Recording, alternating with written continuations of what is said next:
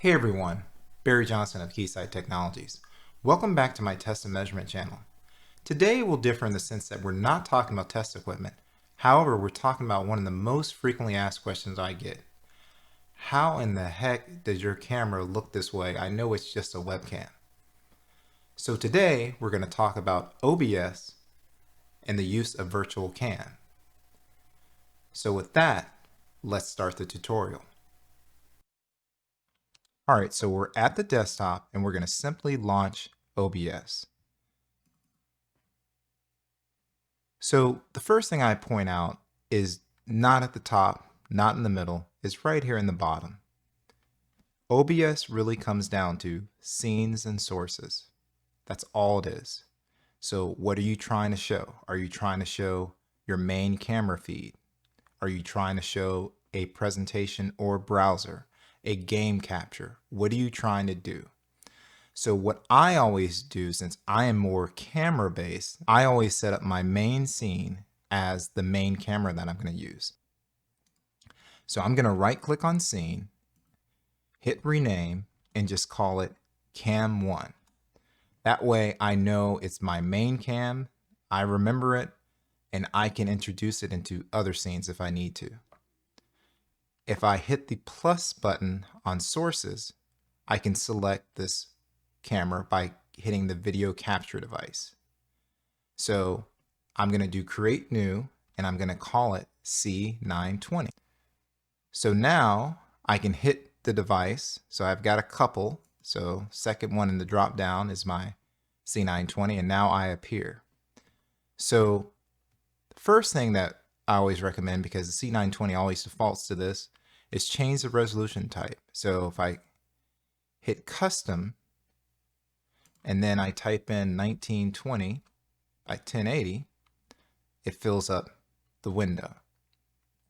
I can hit OK. So this is actually pretty decent. I see a lot of people with worse. So if you see there's a window back here and that has light, so it's kind of overexposed, but this is pretty decent for what I see. A lot of times people don't have enough light for these webcams. So I'm going to show you a couple of things you can do before we start the virtual camera to get ready for a presentation. So if we go to the C920 and then hit properties, if we hit configure video and look under camera control first, I'm just going to drag this here.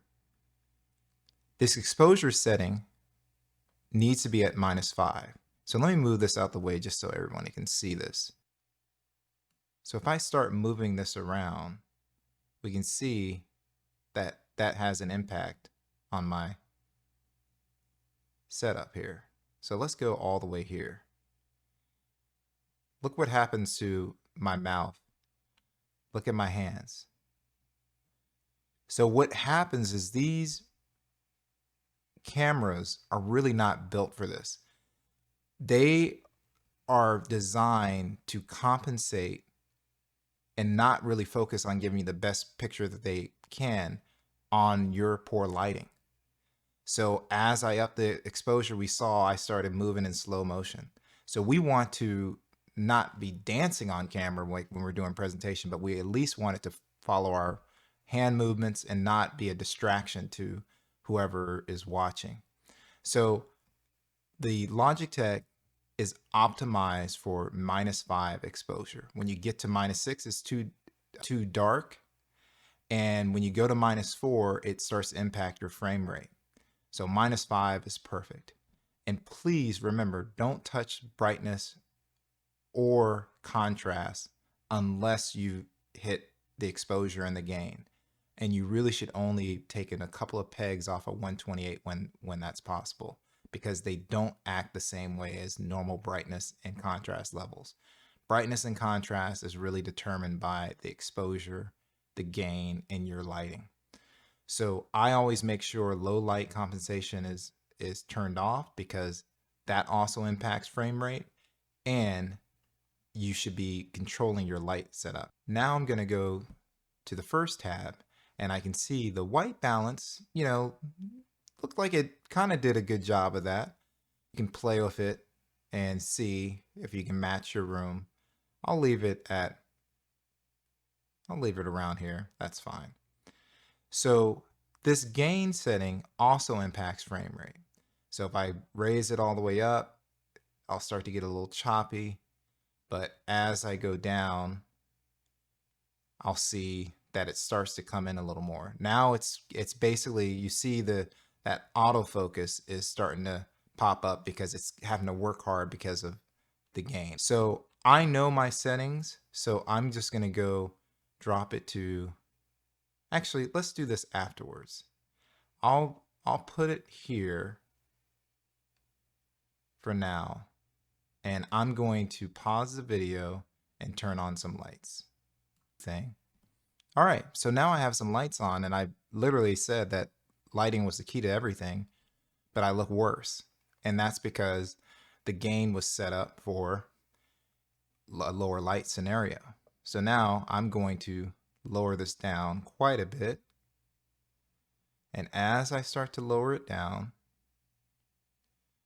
I see that my little $50 webcam is actually looking pretty decent. So in OBS, we can do things like change the way I'm situated. So if I hit Alt and then grab this, I can make it, more like a movie-like effect. You can do little things like that. It's no big deal. So now that I have that done, how would I present this inside of Microsoft Teams? So OBS has, under controls, built in now, a virtual camera. So if I hit start virtual camera and then I launch Microsoft Teams, and then I just go to Meet Now, here I am.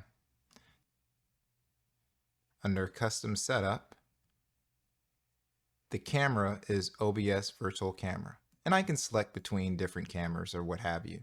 But I just wanted to point that out, that now I can do things like go here for filters, add color correction, apply a LUT. A LUT is a filter, like if you think of Instagram.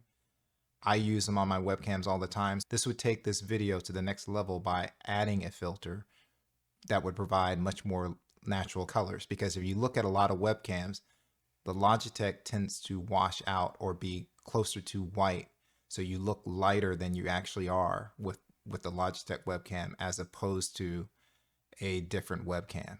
So it's not a mirrorless camera. So it's never going to be to that level. So if I hit apply LUT just to show something, these are ones I wouldn't recommend, but let's just say if I wanted to be grayscale, which I wouldn't, that's kind of what a LUT does. And you can add more or less. And if someone comments below, I'll add it to the description. There are some LUTs that work outstanding with the C920. And one thing that's great about this is, let's say, for instance, if I move this over here and I want to see what that filter does, I can turn it on and off.